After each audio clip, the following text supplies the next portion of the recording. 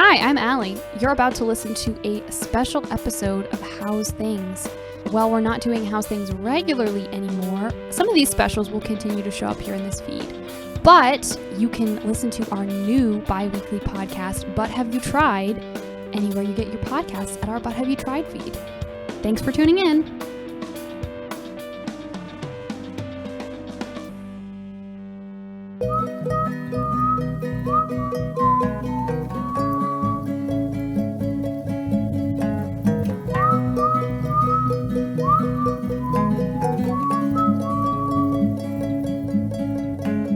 Thanks for tuning in to this special episode of Howe's Things, a podcast from the David A. Howe Public Library, recorded right here in Wellsville, New York.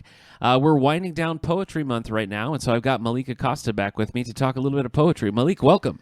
Good afternoon, sir. How are you? Pleasure to be here. Poetry Month again. Absolutely. It's a tradition. I enjoy it. Yes. We have to do it. It is. We cover the tradition. So we have some specific works that we're going to be talking about today, but I wanted to ask you a little bit, Malik, about the poetry workshop that you and Daphne led here at the library. It looked like we had a good turnout, and I heard a lot of good things about it. Can you tell us a little bit about how that went? Yes. The greatest part was the people that was there really participated. That's great. And Mangles was there. Okay. She's an English teacher. Rachel? Yeah. So she kind of, was running us through teaching some of the people how to even start a poem. Oh, okay. And then these poems called haiku. Haiku, yeah. Poems.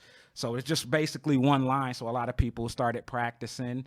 One of my neighbors actually showed up, and now every time I see him, he like, man, I'm writing in. Oh, that's great. He coming out with his book. Okay. So he ready for the slam tomorrow. So that's right. Yeah. That's right. So what's your role in the slam? I'm just maybe observing. Okay, participating. Sure. Yeah. So in the workshop, did you actually did you see samples of people's work, or it was just more about sort of like how you start in the creation in general? Yeah, we basically just ran over how to actually start writing. Okay. Nobody didn't really share anything. Mm-hmm. I guess everybody kind of holding their good stuff back for the slam. Yeah. So yeah, we just kind of learn how to start writing poems. And well, I feel like with anything, it's like you just have to start. Whether it's like cleaning out a garage or writing a poem, you have to start. And sometimes that's the hardest part. It's always the hardest part. Yeah. It's always the hardest part. It's like starting is the hardest part, and then finishing is kind of a challenge too. Okay. Yeah. Well, what about you in general? Like, what's your writing output been like lately? Have you been working on a lot of stuff, or? I haven't actually been writing a lot. I know you kind of ebb and flow. It's like sometimes it's all you do, and other times you kind of step back from it. Yeah. I haven't really been writing a lot. Sometimes I'll write something and it'll just satisfy that hunger to write. Yeah. Because I'll be so proud of the actual work. Mm-hmm. And last year, some of the stuff I wrote, I kind of just wanted to dwell on that. Yeah. And try to maybe revamp and create some more stuff. Because I'm really working on incorporating more rhymes. Okay. Rhyme schemes into my poetry, just to give it a little more spice. People, it grabs people's attention a little more. Sure. Yeah.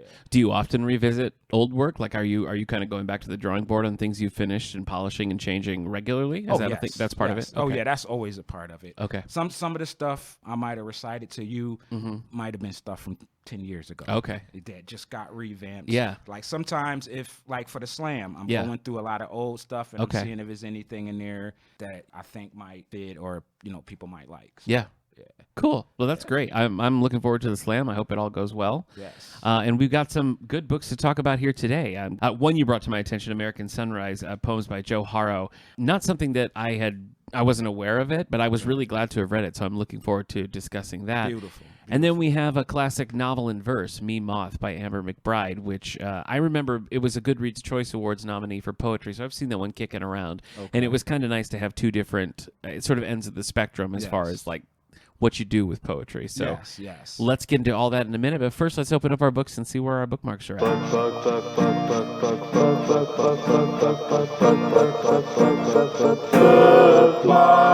I know you've been reading poetry, obviously, but have you been reading anything recently that's been good, last couple of months?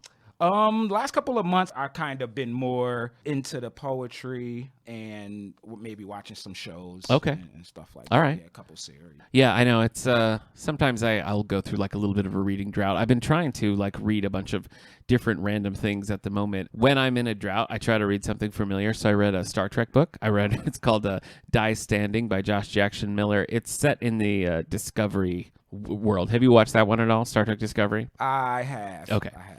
It's not my favorite, Right. and the book was just okay. I didn't love it, but whatever. It was an easy breezy read, which was nice. I picked up a book of poetry called About the House by W.H. Auden, which was decent. Have you read him before? No. Okay. Yeah, it was fine. It didn't really move me. You know what I mean? I was like, yeah, that's technically good, but there was none that I was like, I want to cut this out of the book, stick it on the wall. I feel like that's hard to find with poetry. Yeah. And then I'm currently reading one called The Last Policeman. It's by Ben Winters, and this is it's more a mystery than sci-fi, but the premise is there's an asteroid that's coming to hit Earth, and so everybody's kind of given up. It's sort of like this is inevitable. And so The Last Policeman is a story about a guy who finds a suicide, but he thinks it's murder, and he decides he's just going to investigate it anyway, even though the world is about to end. So it's kind of a cool premise, and the world that he's operating in, everybody's so blasé and just like, why are you even bothering? Who cares? Right. Who cares if it was murder? End. We're all going to be dead, so whatever. So I'm liking that. I'm in the early stages of it, but it's good. And then I'm reading a Batman comic by Ed Brubaker, which is pretty good. It's older and it's a different style. Ed Brubaker's more known for his Marvel work. He wrote Captain America for a long time, so kind of interesting to see him do some DC work. So you said you've been kind of on a reading drought. I have, yeah. So what would you consider a reading drought? Like, how many books in a year do you think you average? It really fluctuates from year to year. I used to pretty regularly would read like at least 3 books a month and then a couple of graphic novels. And I don't know. I don't think I'm up to that level. And it's more just some sort of like, I don't know, like the time that I would normally read, I'm just sort of like exhausted or something. And so like I don't do maybe it. 20, 30 books, about 30 a year. Yeah. I mean, that's probably still more than that. I guess maybe it's a. Because to me, that's still a lot. Yeah. That's why and the reason I asked you is because you was like, I'm on a reading drought. And then when you said what you was reading, you named 4 books. I'm like, okay. All right, that's fair. Maybe it's just like mentally, I feel, it's not the same experience. Because you're a heavy reader. That's really the point I'm making. Yes. Okay, that's true. So maybe it is just more like mental or emotional, where I feel like I'm just like not in the zone. I'm not like pounding through things like I normally would, and I'm gravitating more towards easy things rather than trying to read something like super dense and challenging. So maybe I was about to say it take a lot of brain power to read 4 books at the same time and remember them all. I know you read a lot of self-help and stuff. What's something that you've read, in the last year or so that you felt like was really impactful or interesting? The last book, self-help, because that's kind of all I read, but the last one I did read that really had an impact on me was it was called Perfect Time to Boss Up. Okay. And it's by an artist. Okay. A hip-hop artist. His name is Rick Ross. Mm-hmm. And it's basically just about the pandemic and pivoting, because he's an entrepreneur. So he was talking about just how to pivot and make different business deals and maneuver around, even though we couldn't go outside, or even though people wasn't, the world was kind of stopping. I remember, but a lot of people used that opportunity to become even richer. Yeah. And that's basically what that book was about, just like not letting nothing stop you. Mm-hmm. And it was just so inspiring to me when I was reading. It sounds like it would be encouraging. Stories. He has a mansion in Atlanta. It's has the biggest swimming pool in the world. I'm sorry, in the United States. Okay. Has the biggest swimming pool, in Atlanta. It was Evander Holyfield's house. Oh, okay. Yeah. All right. So he was just talking about how, he was, doing stuff with the property and turning that into a business, So, Wow. Okay. Yeah, no, that does sound interesting. Speaking of Evander Holyfield and boxing, I just watched Creed 3. Have you watched the Creed movies? I have. Yeah? What did you think? I liked it. Yeah. I liked it. Yeah, I thought it was pretty solid. I mean, I like all the Rocky movies, and I've really enjoyed Creeds 1 and 2. And I rewatched the first 2 because I hadn't seen them kind of since they came out. So I rewatched them in the last couple of months. And I really like Creed 2. I feel like that's my favorite. It is. Of the trilogy. I was just about to say, because I'm such a movie buff, and Rocky is probably in my top 3 of all time. Yeah. It's a pretty great movie. Movies or franchise. I could feel, because I've been watching it for so long, I could feel the absence of Stallone. In 3? I know. In 3. It was just stuff that was, even in the storyline, that just, it didn't fit right like it should have. No. And they didn't Stallone, you could just feel that. I know. Yeah. And they referenced like the Rocky Creed fights and everything, but there was never even just a one-line explanation about where Rocky was. Right. So it wasn't, I know that really was kind of it was hard to get over. Yeah. To not have him there. And I'm trying not to be biased, like maybe you just holding on to the past so much because it's Rocky and it's Sylvester Stallone. Yeah. And it needs maybe something new, but at the same time, it's like it's always worked. Yeah. So and even now, it's a great movie. Yeah. But I could still just feel that. I know. Well, I think what it is, a part of it is just nostalgia, of course, but I think Creeds 1 and 2 also established Rocky as like a really influential figure in Adonis's life. So even within the narrative of just the Creed movies, like Rocky is a key supporting player. Right. And so to just have him absent, especially when like some, no spoilers, but some big events happen in his life where like obviously Rocky should have been there for those things, to not. Because Creed 2 ends with Rocky sort of reconnecting with his son, and even if there was a line about, like, he's with his family and we don't want to pull him into all this or whatever, would have helped me just get over, like, the absence. But I think that and a couple other things about it, I would probably rate it as my least favorite of the Creed movies. I would probably put it at number 2. I would probably go with the second one, the third one, and then the first one. Okay. Well, that's fair. It still was a good movie. Like, I had a great time with it. I love Michael B. Jordan. Impressive that he also directed it, which was cool. Yes. Which is obviously something Sylvester Stallone did with some of the originals. So, right. And I think he did a great job. It was a good movie. Yeah, I agree. What else are you watching these days? I've been watching. For the last couple of years, I've been watching this series called The Last Kingdom. Yeah. It's basically about England, back when it was Saxon and against Viking. Yeah. And Seven Kingdom is basically the whole series is about 5 seasons, and now there's a movie called The Seven Kingdoms. So it's basically after everything in the series happens, it's like this big conclusion, big climax conclusion. So that's really good. And then I've been watching on Hulu Wu-Tang Saga. Oh, okay. It's basically about a hip-hop group that came out in the 90s and did really big things. And, so it's like a documentary? No, it's not a doc. It's actually like a series about their life. Oh, okay. Yeah, interesting. Yeah, okay. It's very creative. Yeah. Yeah. That sounds cool. Creative stuff going, and there's a lot of karate and Chinese culture and, Wu-Tang Clan. Sure. Yeah. Yeah, that sounds cool. And then, obviously, I just finished the last Mandalorian season. Yeah. Which I enjoyed. I did, too. That was really good. Yeah, really I agree. I felt like the finale was a little anticlimactic, just in it felt kind of similar to last year's, like with the fighting the same villain and everything. I was a little, like, I was hoping for sort of a big end surprise, and maybe that's just on me, but I really enjoyed the whole season as a whole. I thought it was really good. Yeah. I just watched Mad Max Fury Road for the first time. Have you ever seen that? The one with Charlie Stanley? Yeah, Tom Hardy. Yeah, it's really good. I know, it was. I was visiting my friend Eric, and he loves that movie, and he's tried to get me to watch it a million times. And they're like, I don't want to watch a 2-hour car chase. That's fine. No, thank you. So much more to it. I know. No, it is. And so we finally sat down and watched it, and it's very impressive visually, and it's a great story, and I think it is pretty heavy with car chase, but like the depth I think they do, like with the character explorations and everything in those confines, was really impressive. And I'd watch more. I haven't seen any of the classic, like Tina Turner, Mel Gibson. I Are they good? Oh yes. Really? Like okay. That would be like if you wanted to, watch a movie, a couple movie franchise, that would be something you would definitely enjoy. Okay. Yeah. All right. Well, maybe I'll give it a shot. Were you ever, this is the stupidest thing I watched, but were you ever a Power Rangers fan? Yes. Back in the day, were you? Yes. Okay. I was like, when it first hit, I probably watched the first couple of seasons, and they just did this 30th anniversary. Yes. Power Rangers Once and Always. Did you see it? I did. It's so corny. It is. Don't you think?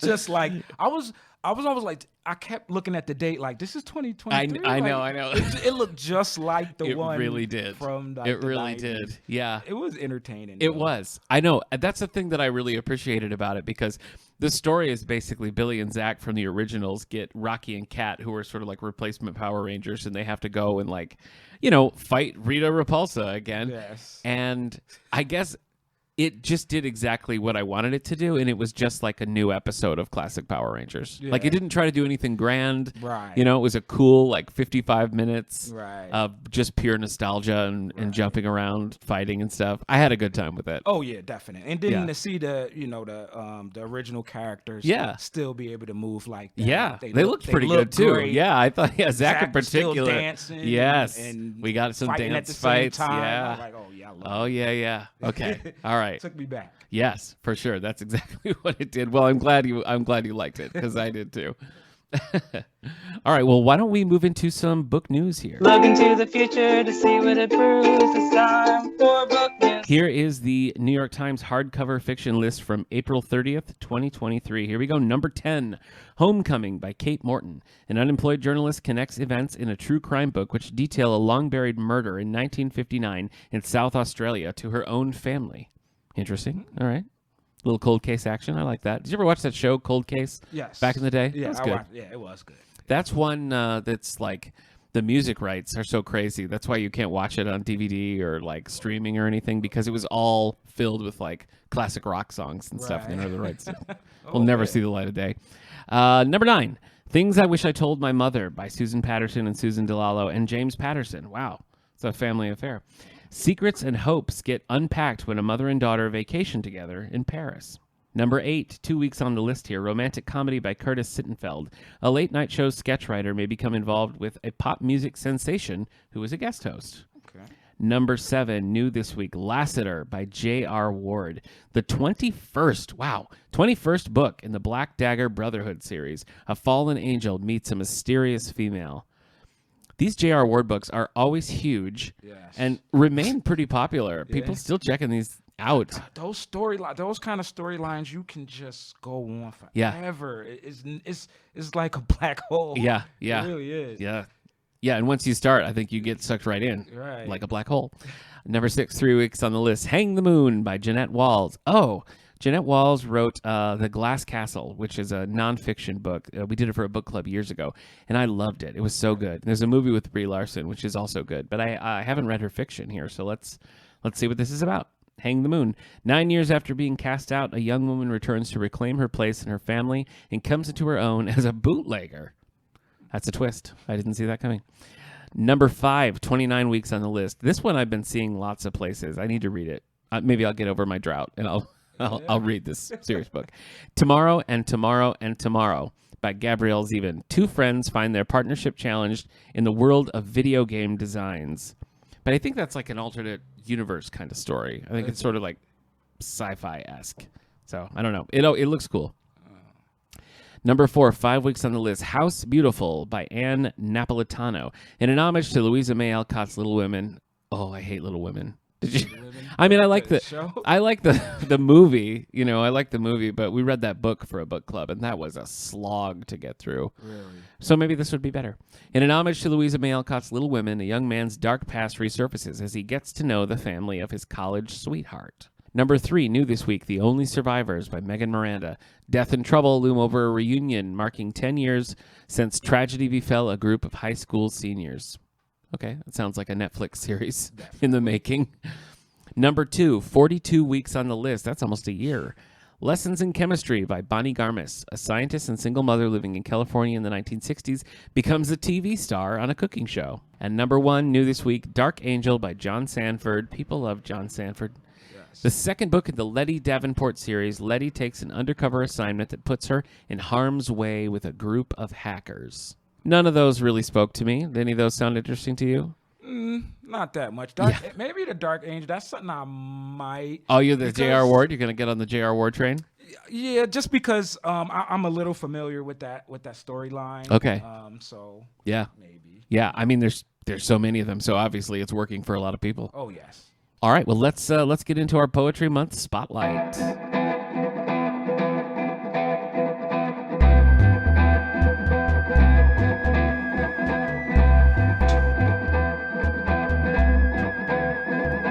So we've got two books today that we're going to be covering. The first that we're going to be talking about is called Me Moth. This is by Amber McBride. Here's a little background on Amber McBride from her website.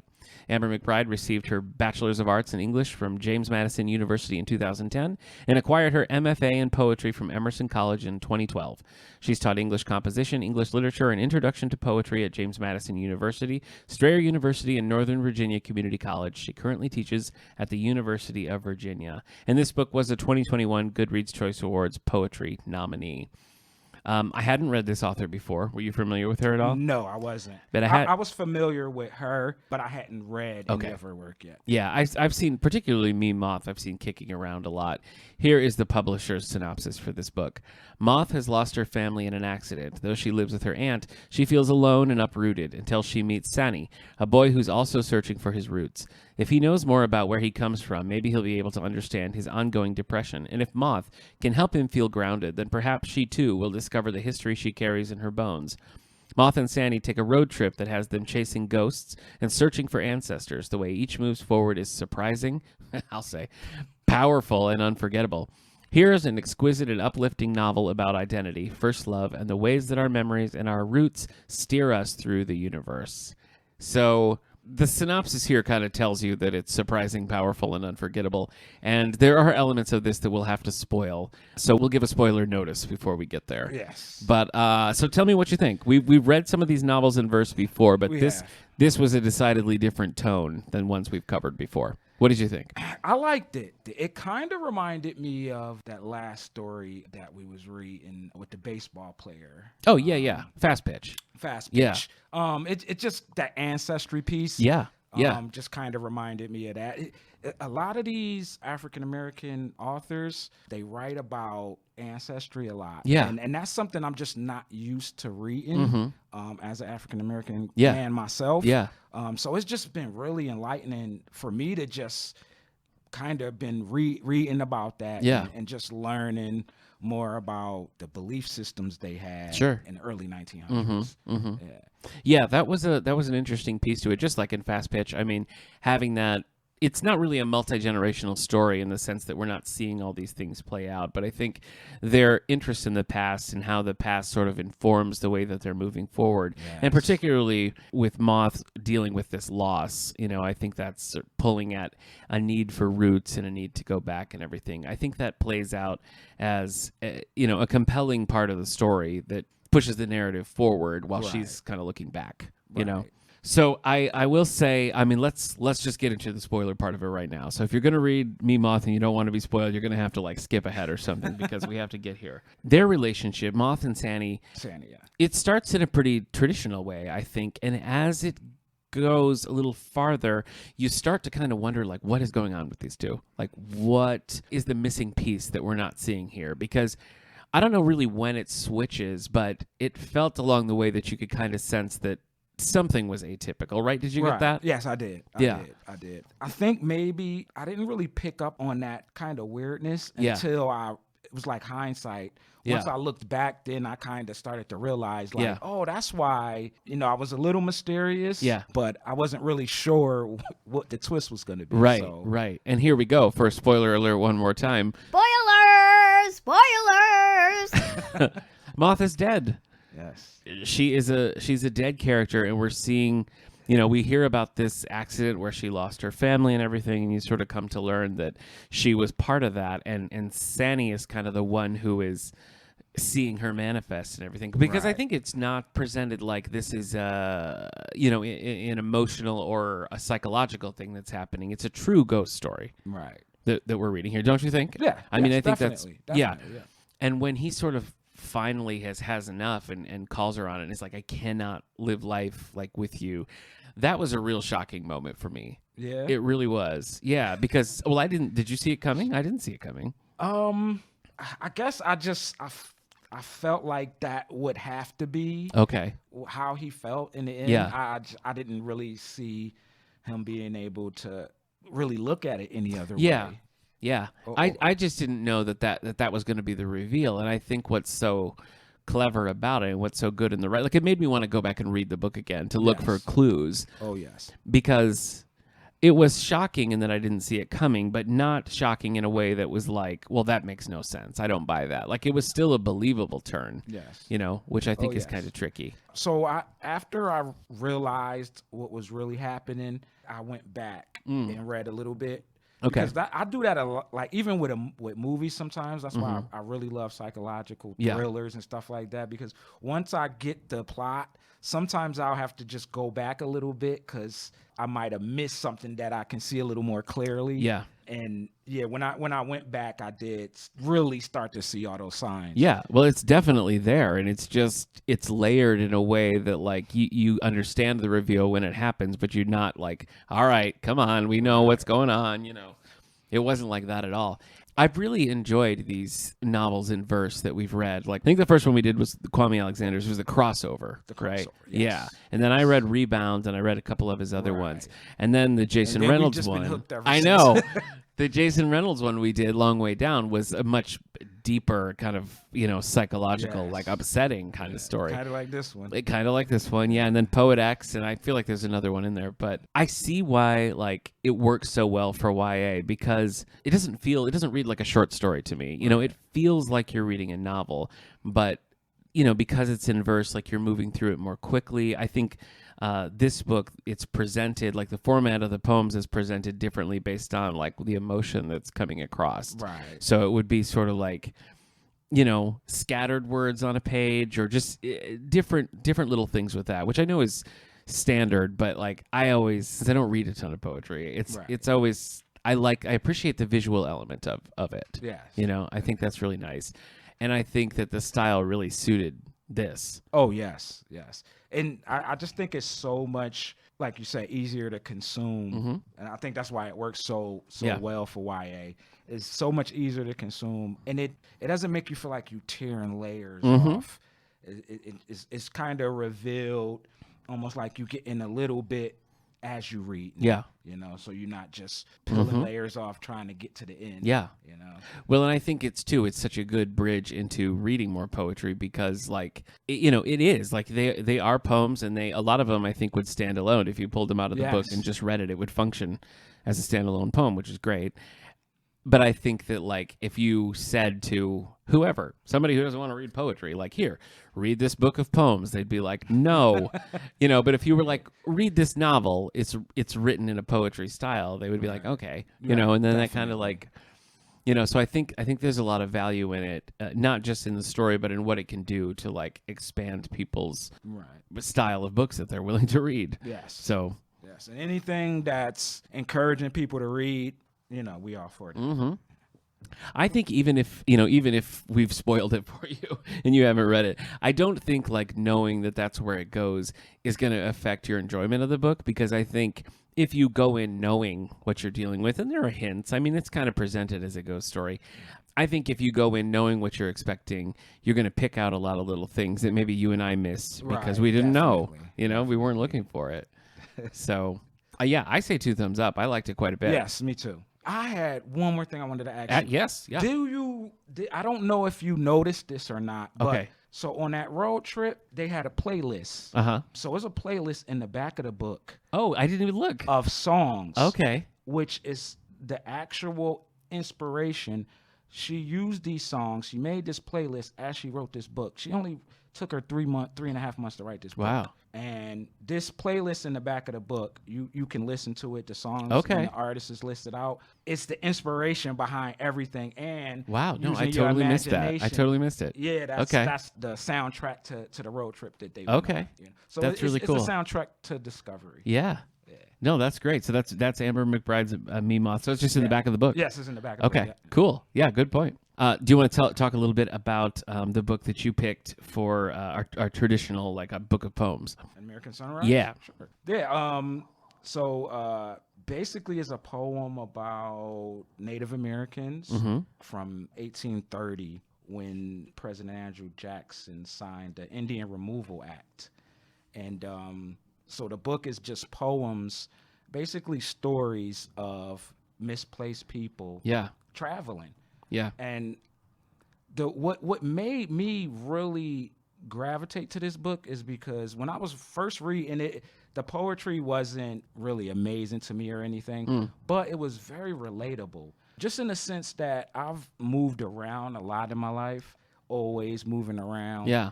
So a lot of the things that they were feeling as they were moving along, I could relate to that stuff because I was always moving and I was always the new guy. Okay. And, I was always misplaced. So those feelings are a heavy burden to carry. Yeah. But the optimism that I do get from these poems in American Sunrise is the love you have amongst each other. Yeah. Your family, your tribe, just sticking together and trying to get through anything. Yeah. But that's the most important part, not letting the struggle break you and stress you to the point where you forget what's really important, which is family and sticking together and working through it. Yeah. And I just got a lot of inspiration from the camaraderie and the working together. Yeah. And the love. Yeah, absolutely. And I think you hit it early on when you said relatable, because that was my first reaction too, because, these experiences are not my experiences, but she had a way to kind of make the universal truths in there. Like you said, camaraderie and love and perseverance, like those really jumped off the page to me, which I think, it was an interesting read. And I appreciated the history because it would be, like a slew of poems, and then we'd get like a couple paragraphs of the history, which I thought was really good overall. Even maps. Yeah, maps. Yeah. And that, just looking at that, like, I'm very visual in my head. So just imagining traveling that distance without the resources you need, and it's just, it was a rough time. It was a rough time. Mm-hmm. Absolutely. Let me tell you a little bit about the author here. Joy Harjo is an internationally renowned performer and writer of the Muskogee Nation. She served 3 terms as the 23rd Poet Laureate of the United States from 2019 to 2022, and is winner of Yale's 2023 Bowling Prize for American Poetry. She's the author of 10 books of poetry and has produced 7 award-winning albums of her music. And this book that we're talking about today, in American Sunrise, here is the information from her website. In the early 1800s, the Muskogee people were forcibly removed from their original lands east of the Mississippi to Indian Territory, which is now part of Oklahoma. 200 years later, Joy Harjo returns to her family's lands and opens a dialogue with history. In An American Sunrise, Harjo finds blessing in the abundance of her homeland and confronts the site where her people and other indigenous families essentially disappeared. From her memory of her mother's death to her beginnings in the native rights movement to the fresh road with her beloved, Harjo's personal life intertwines with tribal histories to create space for renewed beginnings. Her poems sing of beauty and survival, illuminating a spirituality that connects her to her ancestors and thrums with the quiet anger of living in the ruins of injustice. A descendant of storytellers and one of our finest and most complicated poems, according to the Los Angeles Review of Books, Joy Harjo continues her legacy with this latest powerful collection. Yeah, and that lays it all out well, because like I was saying, that history element, her own personal connection to it, springing out from talk of her mother's death. And I think in that way it kind of relates to the first book we were talking about, because they both sort of share that looking into the past and drawing strength from ancestry and origins and everything. Right. So they both, even though they're vastly different books that we looked at today, some of the core, I think, overlaps. Oh, you know? That's Nick, that is so powerful and so important, that ancestry piece. Yeah. I even think in my life, in myself, I don't really know too much about my ancestors. Yeah. But every now and then when I'm really struggling and life is heavy, sometimes I'll draw from the past and I'll say, my mother worked so hard to do this for me, to get me here, to keep me alive, to feed, I owe it to her to stay strong, to keep moving forward. And I can imagine if I actually had real stories of people that's in my family that did great things. Yeah. Like you could literally, once you had that information, you could draw straight from it. Yeah. Like in times of need, when you feel like giving up, when you just feel like you just can't take no more, you at your wits' end. Yeah. That's the kind of stuff that'll keep you going. Yeah. Just thinking about like my own life and my own background, my for generations, my family had very young parents. And so when I was a kid, my grandparents were all alive, and 3 out of 4 sets of my great grandparents were alive. So like, my dad's grandparents were alive for a long time. And in fact, my son was, I think, 3 when my great grandma died. So he spent time with his great grandmother, Wow, that's beautiful. which is, I know, I have pictures of them together and it just blows my mind, like the generations that keep them apart. And particularly with my dad's mother's mother, she and I had a close relationship, and I spent a lot of time with her. And thinking, as we're talking here today, like, I don't know her parents' names. You know what I mean? Like, I don't really know the generation before her even. Right. I don't know anything about them. And like that's something that I think about from time to time. Like, I had all those years, where I could have asked questions and I could have figured that out, and I didn't because it didn't occur to me. Right. And now I think that would be cool to know. It would be a fascinating piece to look back at, like, where my roots really come from when I just don't know the answer. Right. Yeah. I feel like our culture is shifting to where it's the perception is starting to feel like that's not important. Yeah. And I feel like they push it out there as a fad, 23andMe, like, yeah. Okay, let me just, but, a lot of people don't really, the newer generation, the younger millennials, they don't really think that's something that's important, that they need to pursue it, or they information that they need to have. Yeah. And I just think that's an experience. Yeah. Once you get a little experience in your life, you start realizing you need every bit of information you could have. Yeah, and I think that's so cyclical too, because I think, like, again, when I was a kid, like, my grandparents or my great-grandparents, it was kind of like, the family Bible would have that register of, like, births and deaths and everything, and that was just like all the information was right there. And then, like, the generations right after that, like the generations before me, like directly before me, there's not a lot of, like, saving that kind of information. Exactly. And now it sort of feels like it just keeps going back and forth. We're like, no, this is important. Nah, it doesn't matter. Right. And now with everything getting digital, I know. It's like, maybe that's the new app. Yeah. Something like that's going to keep all that together at, like, a photo album. Yeah. I'm sure they have some stuff out there like yeah. that, but it's not, like, really big. Like, people, like, we have to save this information for the next generation, so. Yeah. Well, and it's also, it's changed so much too. Like, what you're saying is exactly right. Like, the digital aspect of it makes it so much easier. My son's name is Weston, and that was my great grandfather's middle name, and it was West is a name in my wife's family as well, so we liked it because it kind of was honoring both families.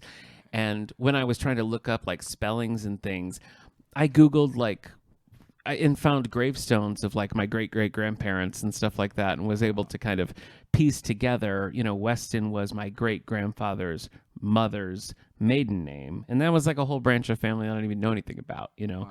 And so the fact that you can just kind of, like, sit at your computer and find some of that information is such a game changer. And you're right, things like 23andMe and Ancestry.com feels a little bit like a fad, right. At times. But, I have friends who did that, who submitted, like, DNA and stuff, and had this really powerful experience where they're, like, connecting with living, second or third cousins or whatever, and piecing together things about their past that, they didn't know at all. So, I think it's really interesting, and I think you see the pull maybe more strongly in the books that we read today, because both are written by people from marginalized communities, right. In that marginalization goes back generations. In the case of Joy Harjo, going back to the Trail of Tears, which right. is one of the most awful things in American history. Yes. So I think that the pull of those roots and familiarity maybe pops a little bit more in books like this because of such a dark history. Yes. And the conversation we're having right now, I think my awakening just to understand how important this is just from reading this kind of material. Yeah. Just seeing that real connection people have with their past. Yeah.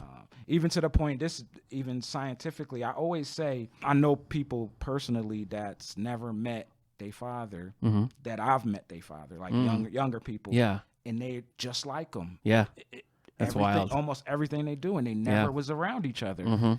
That just shows me how strong DNA really is. True. It's all information. Yeah. travel through blood. Mm-hmm. You know, so no, that's a great point, and I think particularly with American Sunrise, that's a lot of what encouraged the author to really do this. Definitely, like feeling that pull of her roots and her that's family. That's what I mean. You know? It's almost like they kind of whispering to you, and and now she's wrote this great book of information and stories that we maybe thought we would never hear, but because she was tapping into who she is through her ancestry. Yeah. Now we have this. Yeah. It's a thought-provoking collection. I mean, obviously, the language and the writing is good, but I found those historical elements, as we had sort of like an interlude where we talk a little bit about the history of what you see playing out in the poetry and then diving back into traditional poetry, I felt like really made it for a cohesive read. And yeah, you're right, relatable and approachable, So I as somebody who doesn't read a ton of poetry outside of every April where you and I hang out, I think both of these are, I would recommend, and I feel I could recommend them to somebody who was like, I don't want to read poetry, and I think they would find something in it. I would definitely agree, and I would say poetry is freedom. Yeah. If you see, it's giving a voice to people that don't have a voice. Mm-hmm. It's definitely just a great way to be heard. Yeah. And those experiences that you share, a lot of people don't want to share those experiences for whatever reason. Sure. But those experiences actually help other people. Mm-hmm. So, writing poetry and writing your feelings is a great thing. Yeah. Yeah. No, that's well said. And that's a really important point. Both of these books we have right here in the collection, so you can come and check them out anytime. As Malik mentioned, we have a poetry slam this year, so if you're listening and it's too late for that, we're hoping to make that an annual thing, and you can participate anytime. And we do other poetry things throughout the year, but this is the month where we really focus on it, and I think it's been a pretty active poetry month already, and the big display that we have to keep replacing. So a lot of stuff's getting checked out and everything. So I think people are in the mood. And this is, I would say, this year, since I've been here, this 5 years, this year is the most poetry checkouts that we've had. I think you're right. Yeah. So I think you're right. I feel like it's definitely catching on. Yeah. Well, yeah, because I feel like it used to be we'd make that poetry display and then we were pretty much good for the month because no one was going to check any of it out. Right. Poetry? Pass. But no, not this year. We have to keep replacing it. So anyway, Malik, always great to have you on. Thank you. I always love our conversations. Well, that's going to do it for this week's episode. Remember, you can follow Allie and I over on But Have You Tried in the new feed. Next in this feed, it's going to be Star Wars Day, and so Amanda Smith and I are going to be crossing over with This Endorian Life, and we're going to be talking about The Princess and the Scoundrel by Beth Rivas, so you can read along with that and listen wherever you get your podcasts. All right, Malik, see you next time. Thank you for having me. Pleasure. So long.